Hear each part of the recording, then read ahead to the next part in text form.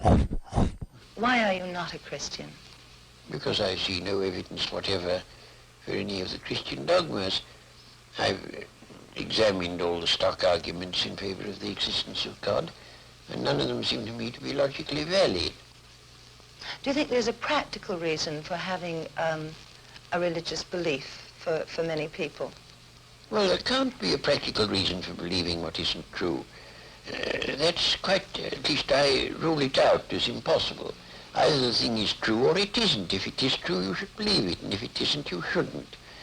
And if you can't find out whether it's true or whether it isn't, you should suspend judgment. But you can't, it seems to me, a fundamental dishonesty and a fundamental treachery to intellectual integrity to hold a belief because you think it's useful and not because you think it's true. Well, I was thinking of those people who find that some kind of religious code helps them to live their lives. It gives them a very strict set of rules, the rights and the wrongs. Yes, but you know, those rules are generally quite mistaken. A great many of them do more harm than good. And they would probably be able to find a rational morality that they could live by if they dropped this irrational, traditional, taboo morality that comes down from savage ages.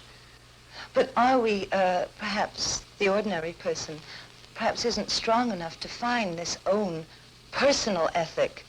They have to have something imposed upon them from outside. Oh, I don't think that's true. And what is imposed on you from outside is of no value whatever.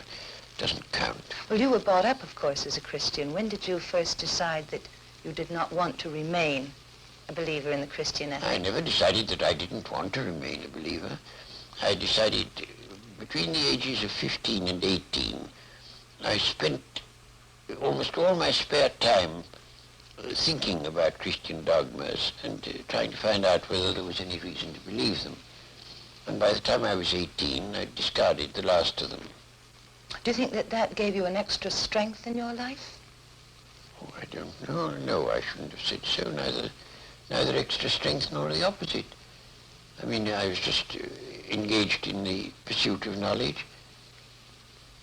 As you approach the end of life, do you have any fear of some kind of afterlife, or do you feel that that is just an impossibility? No, I think that's nonsense. There is no afterlife? None whatever. Do you have any fear of something that is common amongst atheists and agnostics who have been atheists or agnostics all their lives, who are converted just before they die to a form of religion? Well, you know, it doesn't happen nearly as often as religious people think it does. Because religious people, most of them, think that it's a virtuous act to tell lies about the deathbeds of agnostics and such. As a matter of fact, it doesn't happen very often.